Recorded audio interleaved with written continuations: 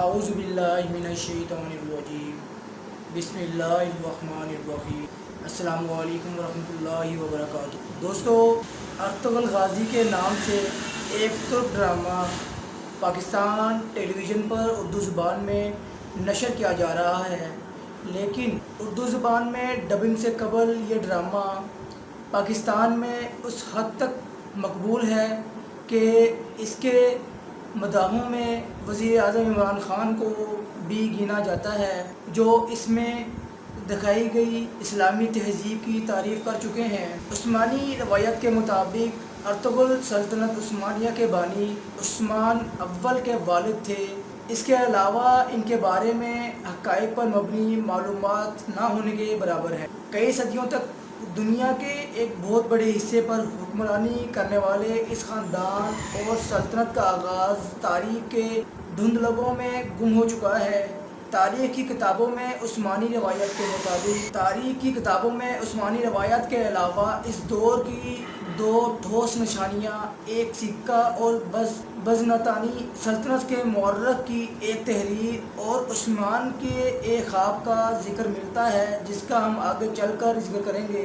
جو بات طے ہے وہ یہ ہے کہ عثمان کا تعلق آج کے ترکی میں اناطولیہ کے علاقے میں آباد ترخانہ بدوش قبیلے سے تھا، اور اس کی حکومت اناطولیہ کی چھوٹی چھوٹی حکومتوں میں سے ایک تھی جن کی طاقت میں زیادہ فرق نہیں تھا۔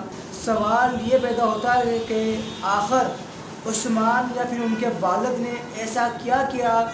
صرف اسی خاندان کا راج قبیلے سے چھوٹی ریاست اور پھر اناطولیہ کی بڑی سلطنت بننے سے 3 بر اعظموں میں پھیلا اور پھر خلافت میں تبدیل ہوا۔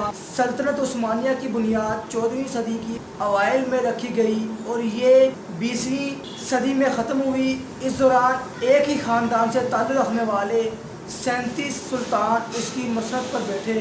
ایک مورخ کے مطابق کسی خاندان کا مسلسل اتنی دیر حکومت کرنا معجزے سے کم نہیں ہے۔ مورخ کیرولائن فنکل اپنی کتاب عثمان کا خواب سلطنت عثمانیہ کی کہانی میں لکھتے ہیں کہ عثمانیوں کی کامیابی کی وجوہات کچھ بھی ہوں، لیکن ان کی اناطولیہ، وہ علاقہ جو کسی حد تک آج کے ترکی کی حدود سے مطابقت رکھتا ہے، میں اپنے ہمسایوں کے ساتھ 2 صدیوں پر پھیلی ہوئی لڑائی انتہائی سخت تھی۔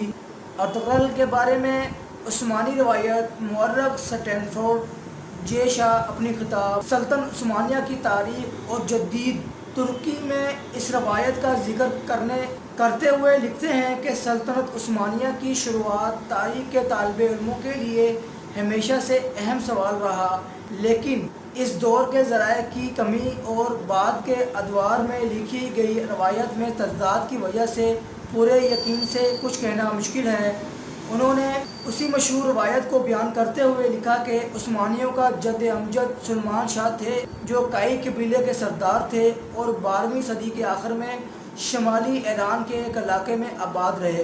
روایت کے مطابق منگول حملوں کے پیش نظر دیگر بہت سے ترک قبائل کی طرح یہ قبیلہ بھی غلامی اور تباہی سے بچنے کے لیے نئے علاقوں کی طرف روانہ ہوا، اور جے شاہ کے مطابق خیال ہے کہ سلمان شاہ شام میں داخل ہوتے ہوئے دریائے فرات میں ڈوب گئے اور اس کے بعد ان کے 2 بیٹے واپس چلے گئے، جبکہ ارطغرل نے مغرب کی طرف اپنا سفر جاری رکھا اور اناطولیہ کے علاقے میں داخل ہو گئے، جہاں سلجوق حکمرانوں نے ان کی مدد کے بدلے میں انہیں اناطولیہ کے مغربی علاقے میں زمین دے دی۔ جے شاہ کی کتاب میں درج اس روایت کے مطابق ارطغرل 1280 میں چل بسے اور قبیلے کی قیادت ان کے بیٹے عثمان کو مل گئی۔ فنکل لکھتی ہیں کہ عثمانی روایت کے مطابق ارطغرل نامی ایک قبائلی سردار شمالی مغربی اناطولیہ میں آ کر سلجوق اور بازنطینی سلطنت کے بیچ کے علاقے میں آباد ہوا، اور اس روایت کے مطابق سلجوق سلطان نے ارطغرل کو سوگد میں کچھ علاقہ عطا کیا تھا، لیکن ارطغرل کا عثمان سے کیا تعلق تھا؟ دوستو، ہسٹری ارطغرل جو کہ بہت بڑی ہسٹری ہے، اس لیے ان کی ہسٹری کا بقیہ حصہ اگلی ویڈیو میں آپ سے شیئر کروں گا انشاءاللہ۔ دوستو، امید ہے کہ آپ کو میری یہ ویڈیو پسند آئی ہوگی۔ مزید ویڈیو دیکھنے کے لیے آپ میرے چینل کو سبسکرائب کریں۔ شکریہ۔